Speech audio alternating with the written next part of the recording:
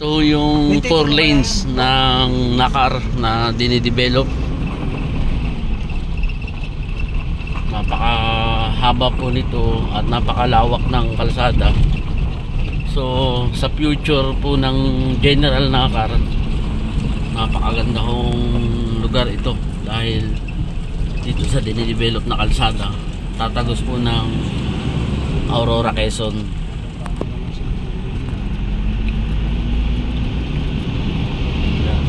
Iglesia ni Cristo. Yan ang 4 lanes, no? Hop, hanggang dito. Mas marami po diyang ginagawang mga construction. Nandyan po bayan po ng Nakar hanggang dito. Tapos na Aurora. Mula sa bayan ng Nakar, ang lawak. Isabela, di ba? Diretso na Isabela. Ito ano? Cabanatuan. Cabanatuan. Isabela, Cabanatuan. Yun ang mga dadaanan. Oh. Dito na yung lalampas. Dito ang lampas. Mas inuuna ho nila ngayon yung pagre-recrap sa mga lugar na maraming malalalim at matataas na lupa. Kasi ito bilis na lang. Tuloy-tuloy po ang construction dito. Nandun po sa bandang unahan yung mga equipment. Napakalawak ho ng mga farm dito, mga niyugan. Palibasa nasa malapit sa dagat. Ang ganda ho ng produkto ng niyog.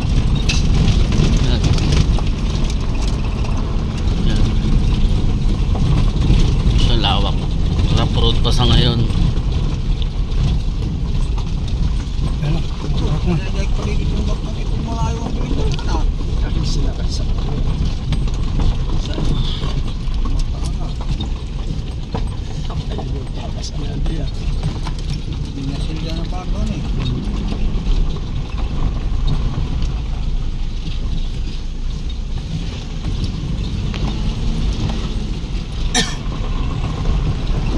Gaganda ho ng mga niyugan dito.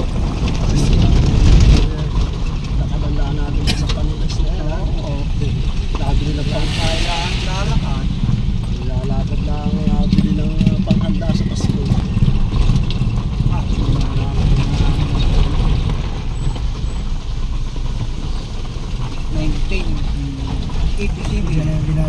Saan yung ginagawa? Yung mga recrap ano? Nire-recrapan. Di po sa unahan, makikita nyo po yung ginagawa nilang pagre-recrap.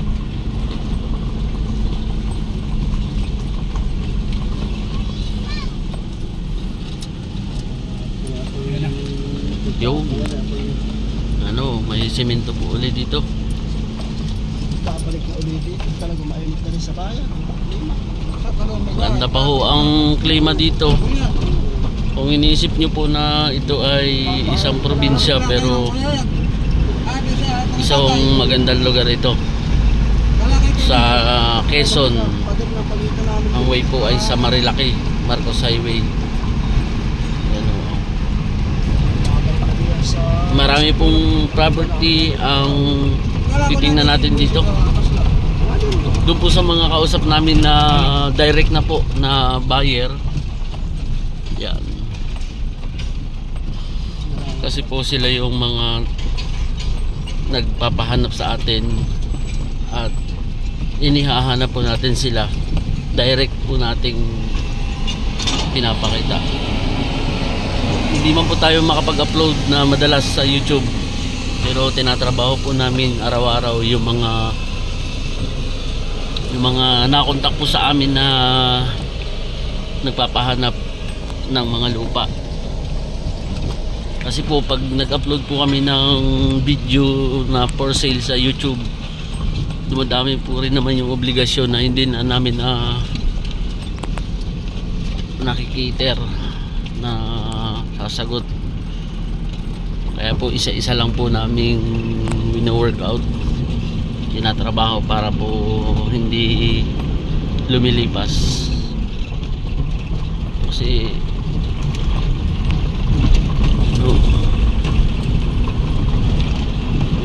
nag-uusap po tayo na tao na nagpapunta sa atin dito. At doon po naman sa mga hindi pa nakasubscribe dun sa aming channel, pwede po kayo mag-subscribe at pwede nyo po kaming direct na kontakin. At ihahanap po namin kayo, yan po ay beachfront o kaya naman po ay mga beach property, resort, o kaya po mga farm lot.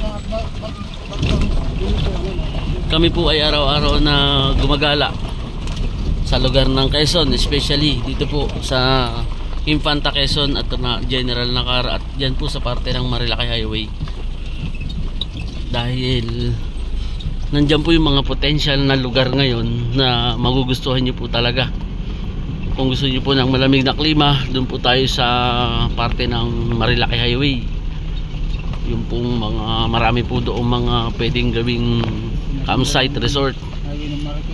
At i-explain po namin sa inyo yung mga status ng bawat lupa doon, kasi mayroon po mga part na wala pang titulo, yung po yung tinatawag natin protected area. Pero kaya po natin posisyonan yun sa tamang proseso dahil mayroon po tayong contact na pwedeng tumulong sa atin sa legal na paraan para makapag-operate po tayo ng tama doon sa lugar na eco-tourist ng Marilaki. For sa mga turismo. Dito naman po sa may mga titulo, yan, potential po lalo yan dahil nakaabang po ang ating mga property at hindi po tayo mauubusan yan. Napakadami ho natin pupuntahan sa araw-araw ho naming paggagala. Ang dami hong potential na lugar na makikita ho kami, makikita po namin na pwede naming ibigay sa inyo at direct po sa mga seller, mas maganda.